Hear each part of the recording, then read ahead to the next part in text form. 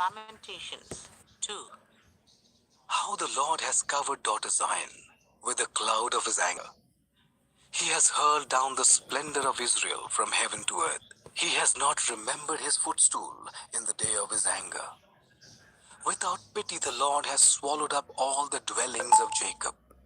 In his wrath he has torn down the strongholds of daughter Judah. He has brought her kingdom and its princes down to the ground in dishonor. In fierce anger he has cut off every horn of Israel. He has withdrawn his right hand at the approach of the enemy. He has burned in Jacob like a flaming fire that consumes everything around it. Like an enemy he has strung his bow. His right hand is ready. Like a foe he has slain all who were pleasing to the eye. He has poured out his wrath like fire on the tent of daughter Zion. The Lord is like an enemy. He has swallowed up Israel. He has swallowed up all her palaces and destroyed her strongholds. He has multiplied mourning and lamentation for daughters Judah. He has laid waste his dwelling like a garden. He has destroyed his place of meeting. The Lord has made Zion forget her appointed festivals and her Sabbaths. In his fierce anger, he has spurned both king and priest. The Lord has rejected his altar and abandoned his sanctuary. He has given the walls of her palaces into the hands of the enemy. They have raised a shout in the house of the Lord, as on the day. The Lord determined to tear down the wall around daughter Zion.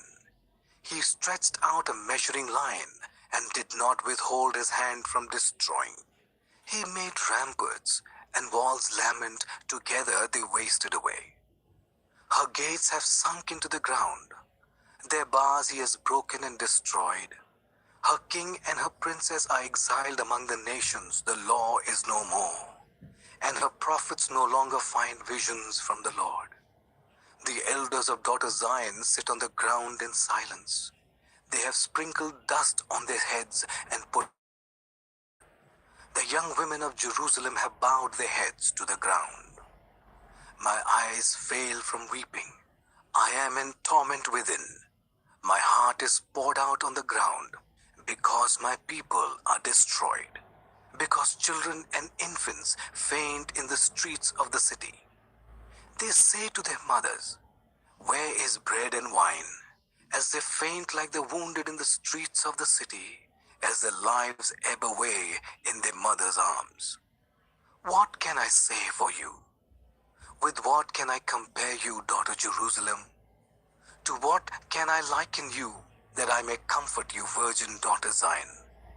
Your wound is as deep as the sea. Who can heal you? The visions of your prophets were false and worthless. They did not expose your sin to ward off your captivity. The prophecies they gave you were false and misleading. All who pass your way clap their hands at you. They scoff and shake their heads at daughter Jerusalem. Is this the city that was called the perfection of beauty, the joy of the whole earth? All your enemies open their mouths wide against you. They scoff and gnash their teeth and say, "We have swallowed her up. This is the day we have waited for. We have lived to see it." The Lord has done what he planned. He has fulfilled his word, which he decreed long ago. He has overthrown you without pity. He has let the enemy gloat over you. He has exalted the horn of your foes. The hearts of the people cry out to the Lord. You walls of daughter Zion, let your tears flow like a river day and night. Give yourself no relief, your eyes no rest. Arise, cry out in the night, as the watches of the night begin. Pour out your heart like water in the presence of the Lord. Lift up your hands to him for the lives of your children, who faint from hunger at every street corner. Look, Lord, and consider, whom have you ever treated like this? Should women eat their offspring, the children they have cared for? Should priest and prophet be killed in the sanctuary of the Lord? Young and old lie together in the dust of the streets. My young men and young women have fallen by the sword. You have slain them in the day of your anger. You have slaughtered them without pity.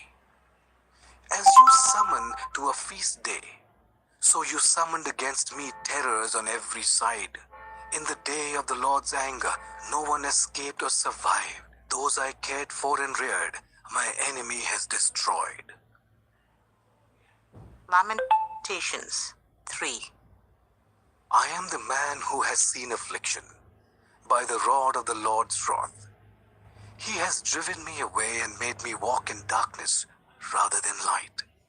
Indeed, he has turned his hand against me again and again all day long. He has made my skin and my flesh grow old, and has broken my bones. He has besieged me and surrounded me with bitterness and hardship. He has made me dwell in darkness like those long dead. He has walled me in so that I cannot escape. He has weighed me down with chains. Even when I call out or cry for help, he shuts out my prayer. He has barred my way with blocks of stone. He has made my paths crooked. Like a bear lying in wait, like a lion in hiding, he dragged me from the path and mangled me and left me without help. He drew his bow and made me the target for his arrows.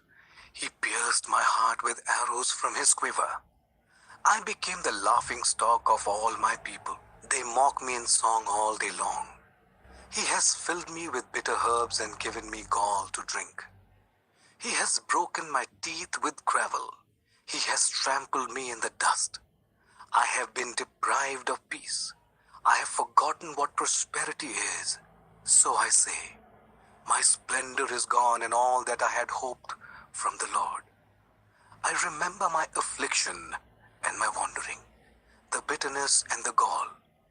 I well remember them, and my soul is downcast within me.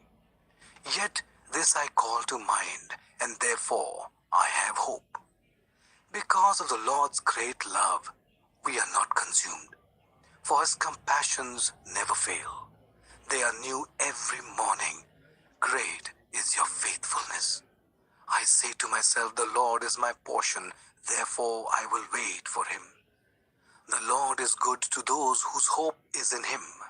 To the one who seeks him, it is good to wait quietly for the salvation of the Lord. It is good for a man to bear the yoke while he is young. Let him sit alone in silence, for the Lord has laid it on him. Let him bury his face in the dust. There may yet be hope. Let him offer his cheek to one who would strike him, and let him be filled with disgrace. For no one is cast off by the Lord forever. Though he brings grief, he will show compassion. So great is his unfailing love. For he does not willingly bring affliction or grief to anyone. To crush underfoot all prisoners in the land, to deny people their rights before the Most High, to deprive them of justice. Would not the Lord see such things? Who can speak and have it happen, if the Lord has not decreed it? Is it not from the mouth of the Most High that both calamities and good things come? Why should the living complain when punished for their sins? Let us examine our ways and test them, and let us return to the Lord. Let us lift up our hearts and our hands to God in heaven and say, we have sinned and rebelled, and you have not forgiven. You have covered yourself with anger and pursued us. You have slain without pity. You have covered yourself with a cloud so that no prayer can get through. You have made us scum and refuse among the nations. All our enemies have opened their mouths wide against us. We have suffered terror and pitfalls, ruin and destruction. Streams of tears flow from my eyes because my people are destroyed. My eyes will flow unceasingly without relief, until the Lord looks down from heaven and sees. What I see brings grief to my soul because of all the women of my city. Those who were my enemies without cause hunted me like a bird. They tried to end my life in a pit and threw stones at me. The waters closed over my head, and I thought I was about to perish. I called on your name, Lord, from the depths of the pit. You heard my plea. Do not close your ears to my cry for relief. You came near when I called you, and you said, do not fear. You, Lord, took up my case. You redeemed my life. Lord, you have seen the wrong done to me. Uphold my cause. You have seen the depth of the vengeance, all their plots against me. Lord, you have heard their insults, all their plots against me. What my enemies whisper and mutter against me all day long. Look at them, sitting or standing. They mock me in their songs. Pay them back what they deserve, Lord, for what their hands have done.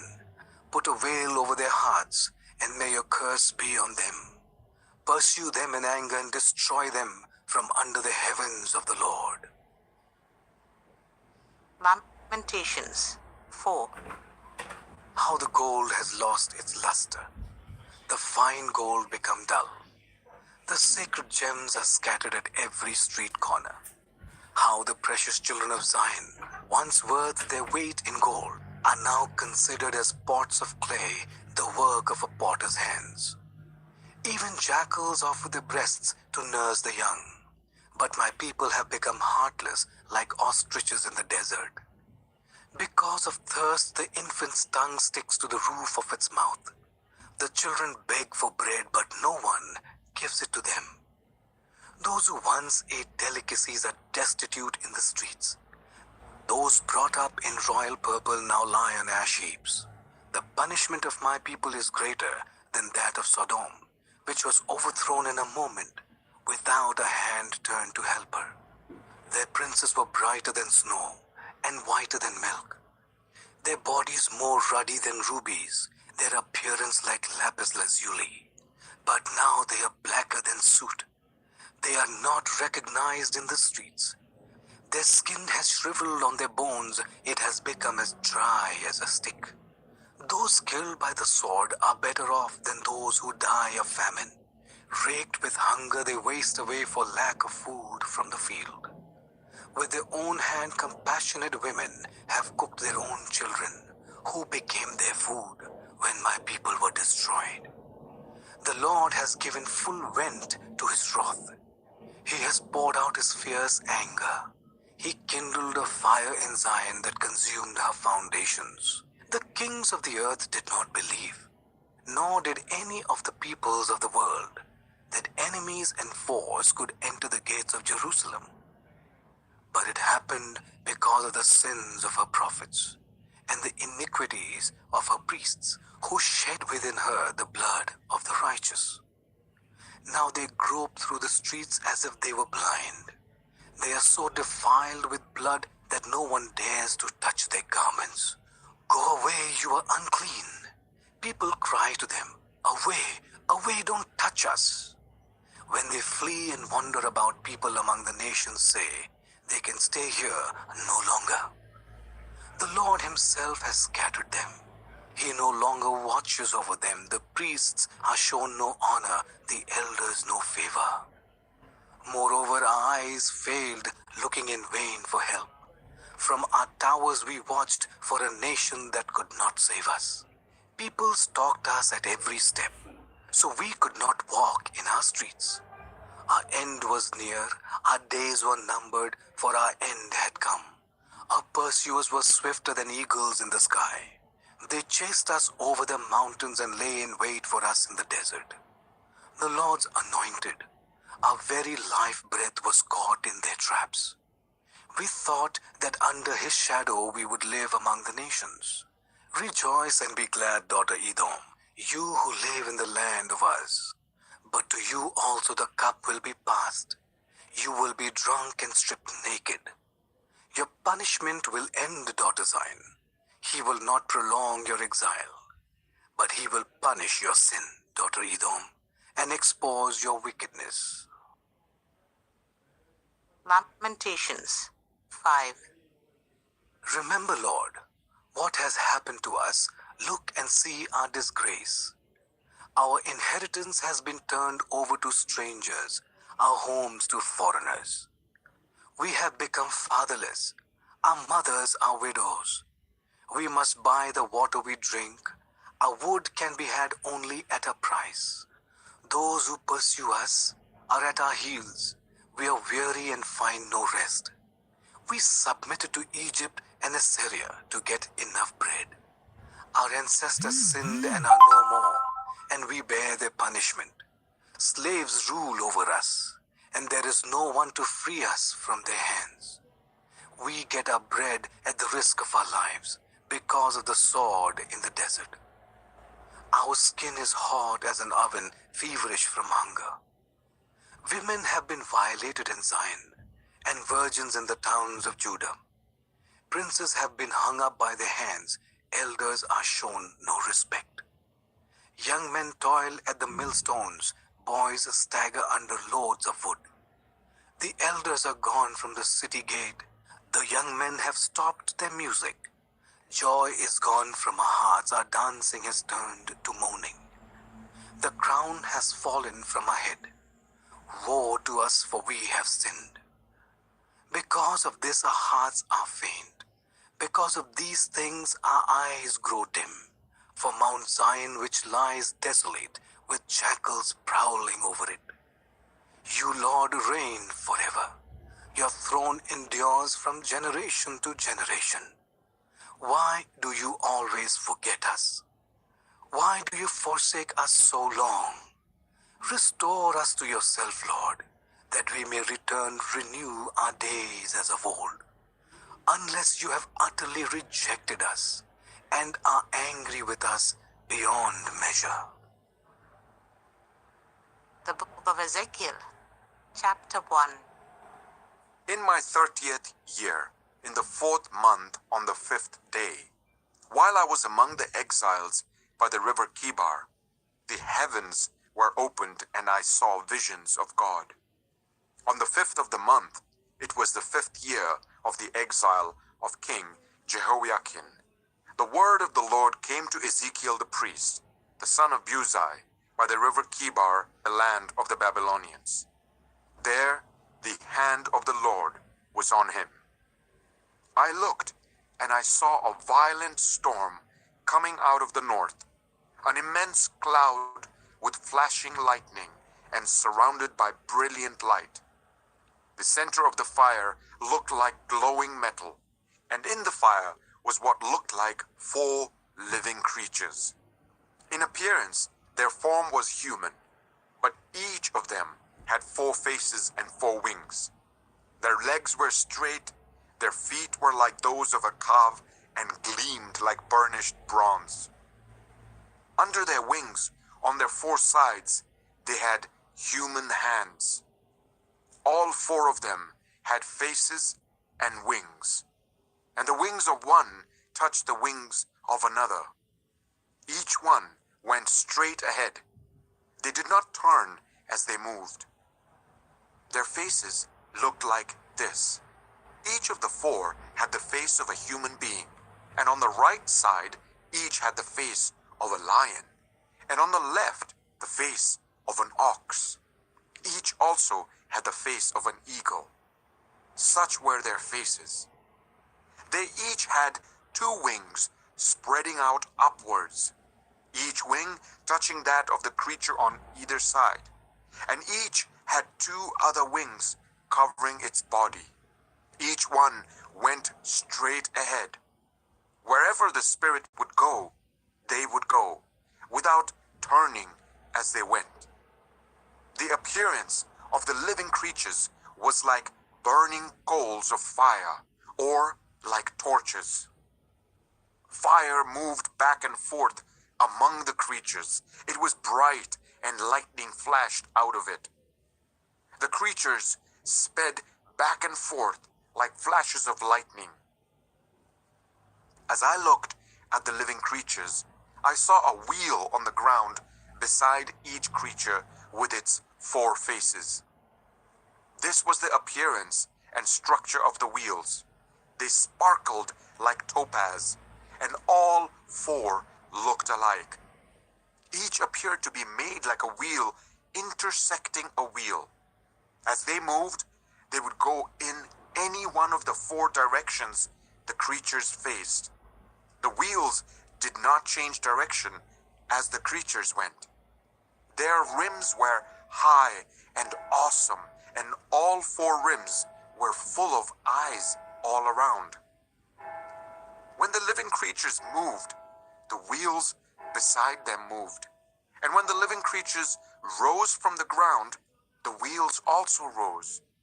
Wherever the Spirit would go, they would go, and the wheels would rise along with them, because the Spirit of the living creatures was in the wheels.